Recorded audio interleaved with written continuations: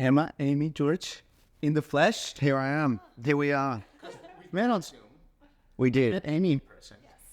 Like you two guys. This is the first time that we're like... We're the better ones. Nice to meet you. Yeah, the band is complete now. Absolutely. But that just shows the power of Zoom and video conference, because I feel like I'd met you in person when I walked in the door. I was like, yeah, I remember you. Yeah. We met at the showcase. And you're like, no, we met over Zoom. Guys, congratulations on the new album. It's like absolutely fantastic. I mean, debuted at #1 in Australia. We've been like promoting it in our newsletter. It is something else. It's Thank you. fantastic. Thank you so much. Before we start though, we have some, in case we want some Australian deli. Yes. I know Marmite is like technically not the same, but we'll just have to play along. Violet crumbles. Man. Where did you find these? You went deep. Do you know what? These are hard to find in Australia now. Are they really? You like Violet Crumble, Tim Tams, Uh-oh. Marmite. There has been a crucial error here. I understand. I'm aware. I am aware. I'm here. I mean, the best we can do. We are in Middle Tennessee, United States, after all. But I tried. They do look similar. Marmite and Vegemite. Yes. I But I understand. I suppose we can forgive the Differences. I'm keen to try Marmite. I mean, we know what they're doing. Yeah, I mean, if you want to do it, I'm gonna hit a Tim Tam if you guys are cool with that. please. It would be rude not to. Just to explain to me, I am a Miami and via Colombia.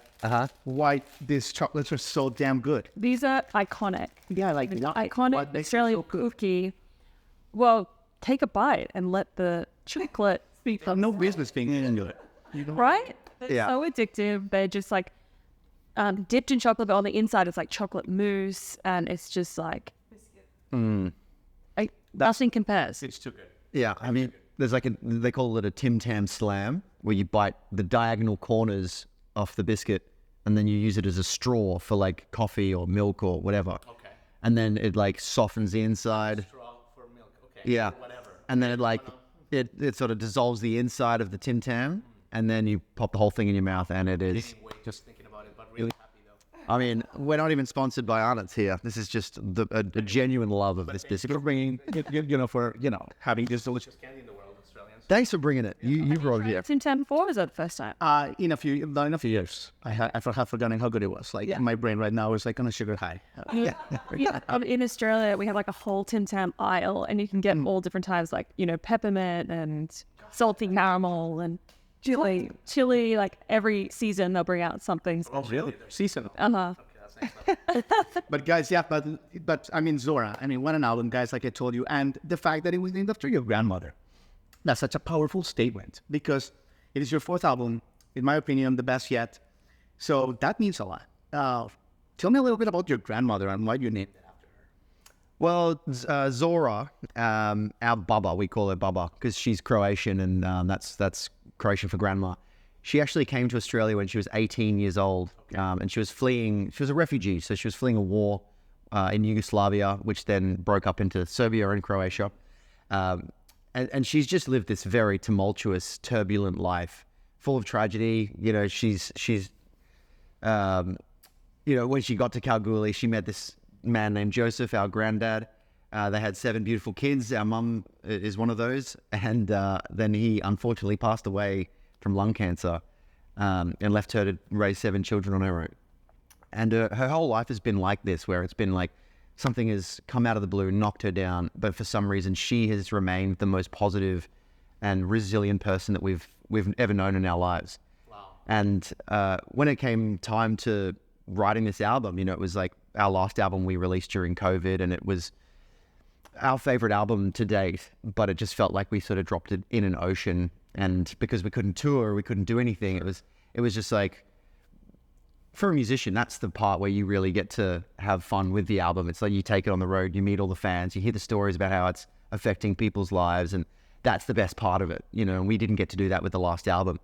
And so we went straight into writing a new album, and we were all kind of a bit emotional and upset and dealing with a whole bunch of personal issues ourselves.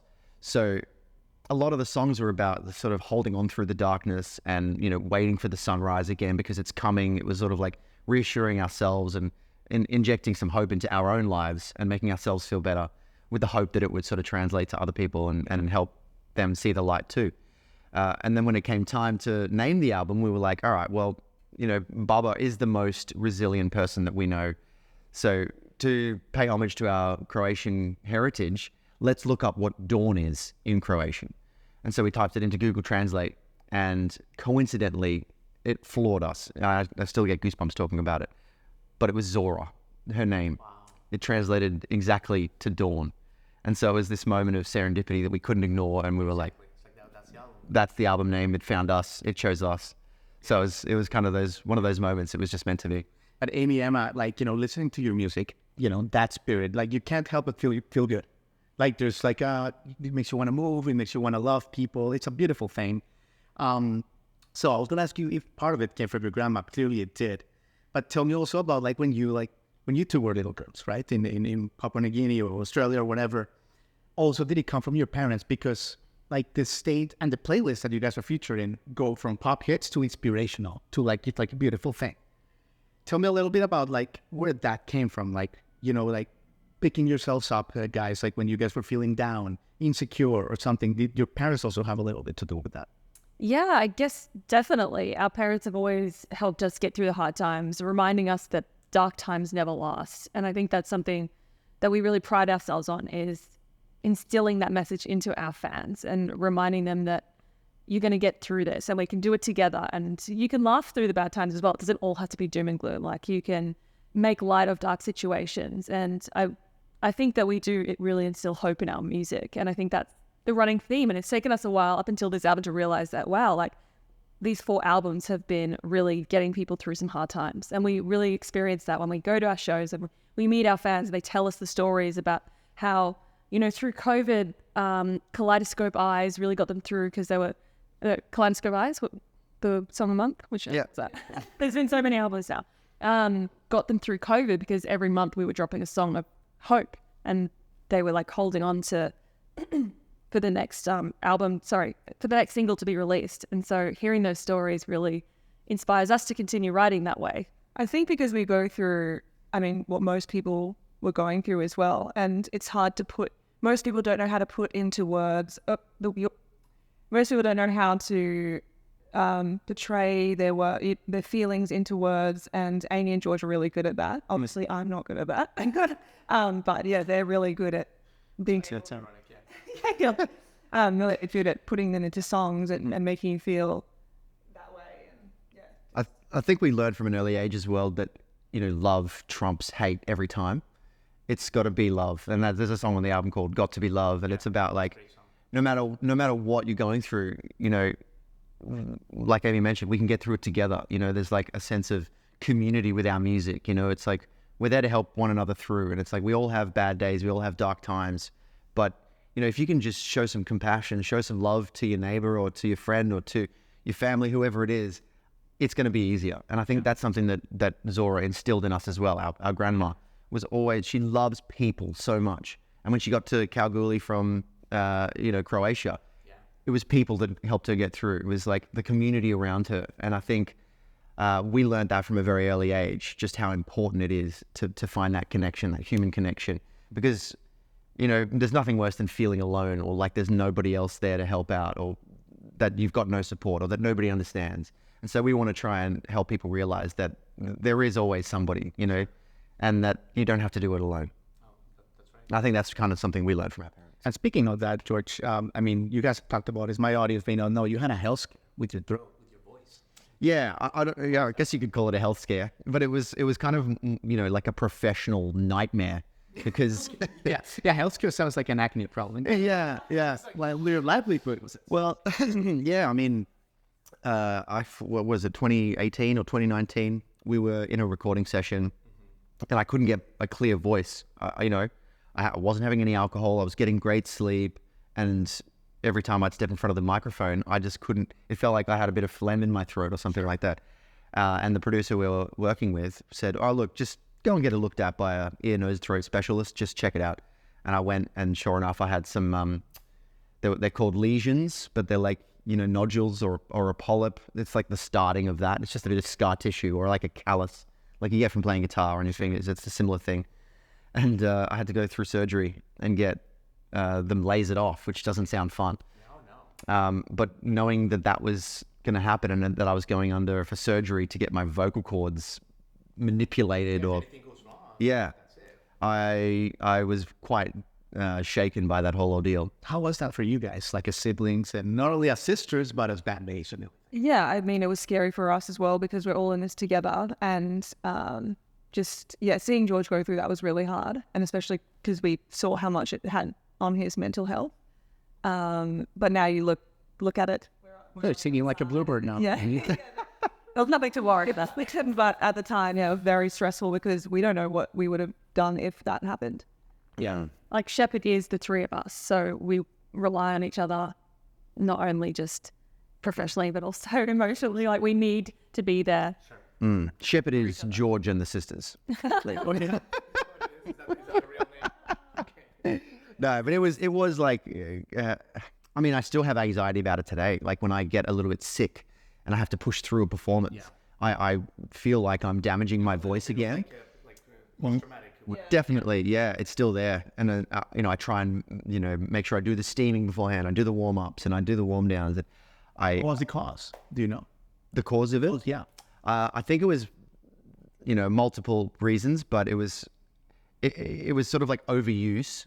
But I also had this tour which we did back in 2017, and I had a very bad chest infection for the entire run. It was before we moved, it was the last tour we did in the United States, and it was through Thanksgiving, and it was like a logistical nightmare. I got so sick, and I had to get up there every single night and push through, and it was like a 2-3 week tour, and I think by the end of it, I just kind of shredded my vocal cords. Gotcha. And then I went home, and it obviously healed, but there was some scar tissue left. Yeah. And that's kind of what was still remaining on my vocal cord. Yeah. Well, we're glad you're good. We're glad you're singing better than ever. Yeah, I'm glad that it's... We can talk about it in past tense, like you said. Exactly. Well, you guys are getting ready to tour. Yeah. It's the Say Geronimo North American tour, right? Yes. The Say Geronimo. Yeah. You guys are going to start like Colorado. You guys are going to hit all the West Coast and the leg here in Nashville and Franklin. That's going to be a good show, a good night in September. And you also did the East Coast earlier this year, New York. I mean, you did Vegas, a whole bunch of places. Yeah. I mean, that must have been part of the reason why you guys did such a big leap across the world, right? I mean, to be able to like, this is materializing what you were manifesting is what I'm saying. 100%. Yeah, I also had PTSD from that last tour that George was talking about. We all, just had the toughest tour and lost a lot of money on that tour. Was that in Australia? No, that was in America. Oh, that was in America. We had that 6 years ago, and we had been kind of scared to come back and tour, and we've just taken that leap and moved over here because Australia is so far, and we want to be able to, connect our music to our American fans because it's been so long. And that's why we called it the Say Geronimo Tour, because we're trying to connect our music with our band name. And we kind of just did a few little little shows around the East Coast to see how it would sell. And, people came out and it was amazing to see. And the people that did come, everybody knew every single song that we were singing, which was such a good feeling to know that people still want to see us perform. I feel like it's one of the most important tours we've ever done. Even though they're smaller rooms, smaller shows, like they feel more important for some reason. For us personally as a band, like it's... For the audience too, after what happened 4 years ago. Yeah, definitely. And it's kind of like we get in front of these crowds and we're reminded just how amazing our fans are, and seeing people singing every single word, not just the big hits. It's like people have been waiting for us to come, and it's really lovely to get out there, and it inspires us and gives us the motivation to continue when we see just how much it's affecting people and the joy it brings to their lives. And like I said before, to hear the personal stories, we talk to people and they're like, oh, look, this was my dad's favorite song before he passed away. So like me being here and meeting you, it's a very special thing. So we're thrilled to be back on the road in the US. October, that whole thing. Emma, tell me a little bit about when you guys, because I find this fascinating. We may have even talked about it, but I find it just fascinating. You guys are, one of the most important Australian bands of the past 20 years. And for you guys to say, we're going to kind of like let go of such a short thing. We can fill amphitheaters in Brisbane and all that stuff any day we want. And we're going to, I just did it before. Let's go. Well, that's what you guys, absolutely. I said, and you guys, kind of just like to also like leave your families behind and all that commercial kind of certainty. I take that leap to America. I understand why you did it, but tell me a little bit, Emma, about like the process when you decided to actually do it, and like, was it hard? It was definitely one of the hardest decisions we've made, and that's why it took us so long to make that decision, because we also have husbands and wives that have amazing careers back in Australia. So it wasn't just us. So there's 3 of us, and then the 3 of them. That's 6 people that you have to consider. Totally. So yeah, finally making that decision, was really, really hard. And for the partners to make that, so I'm pointing over the cat over that, George's wife, for them to make that decision and leave everything has been something that's been so helpful. And yeah, to leave Australia behind, it was really scary. Sure. Very scary thing. But we know that our Australian fans will always be there and support us. Of course. So we're hoping to get back more and more to keep our live fans happy there. So yeah, I mean, what would you? Yeah, it was difficult. We miss Australia every single day. That's our home. Our friends are there. Our family, the rest of our family is there. But the lyrics of Geronimo is all about taking a leap of faith, and we had to walk the walk, Collins had they say, and we took the leap and just took a chance, because we realized that a lot of the big moments of growth have happened when we've taken a risk. Yeah. It might fail. It might all fail. We'll have to go back to Australia, but that's not so bad. Like So far, so good. happy to stay, happy to go. But yeah, I think that's what that's what helped us make this decision. It's like, well, we've got nothing to lose, and then we can say in the future, we tried. Yeah. Instead of No regrets. so far, it's been a great adventure. It's been a great. So if we had to go home tomorrow, we could always tell our future children that we lived in America for a year and we got to do this together. No, you guys are bringing so much color to Nashville. We're so grateful that you guys picked us over LA. We thought It's a form to rooms of people singing our music, and that connection is so special. Whether it's a small room or a stadium, having that experience is just such a gift. Yeah.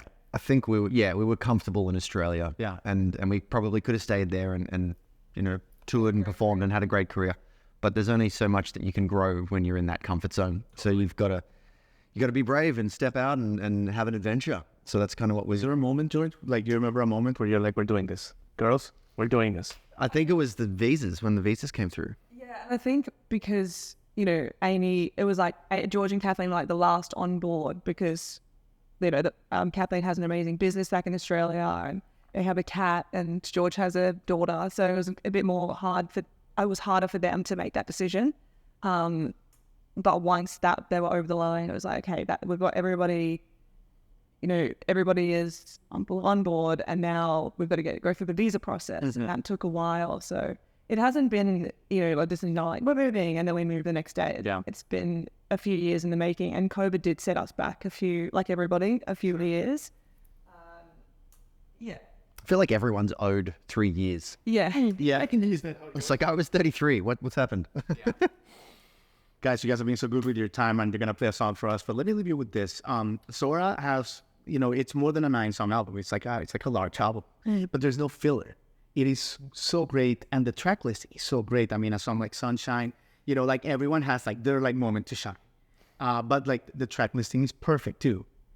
How did you guys do that, George? When you have 30 songs and you're all right, let's get to the nitty gritty. The edge of the world is in the perfect place. Sunshine is here's me. Everything is just perfect. How do you just do? Because you could have really messed it up, for lack of a better word, if you do it wrong. Yeah. Such an important part. I appreciate you saying that. I'm glad it comes across, because it is something that we put a lot of consideration into. And I think for me personally, I've always come from a cinema background. I really enjoy movies and scores and instrumentals, and that's something I've been passionate about. So an album, I really want it to be a listening experience from start to finish. And something like Zora, it begins with this beautiful intro, which the idea was to have the soundtrack to a sunrise. You want to feel what would a sunrise sound like musically, and that was our interpretation of it. And then the whole album plays out like it's a day, you know, from start to finish. And, you know, it's got the mid-morning vibe and then the midday vibe and then the afternoon vibe, the dusk vibe, you know, twilight, until it ends with a track called Sumrak, which is Croatian for dusk.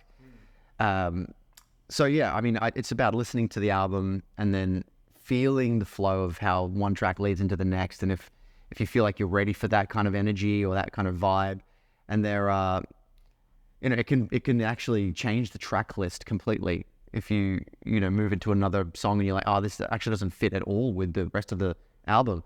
And so you like remove a track and then put another one in place of it, and then that fits better. So it's like, okay, that's now the new song that's on the album rather than the other one. So it's a really finicky thing, but it's something that we take a lot of pride on. Absolutely. Well, guys, thanks for coming. And more than that, thank you for the legacy that you guys are building. I think you guys are too close to the trees, so you guys don't know what you're building. But what Sheppard means is joy, connection, empathy. These are all things that are more needed now more than ever. And I think that that's why it resonates with people of all cultures, all ages, and very needed in America right now, and very needed in the world. And we're so grateful that you guys are here. So thank you. Oh, very kind of you. Thank you so much. I think so. The song would be honored. All right, let's do it. Hi, we're Sheppard, and this is The Gift.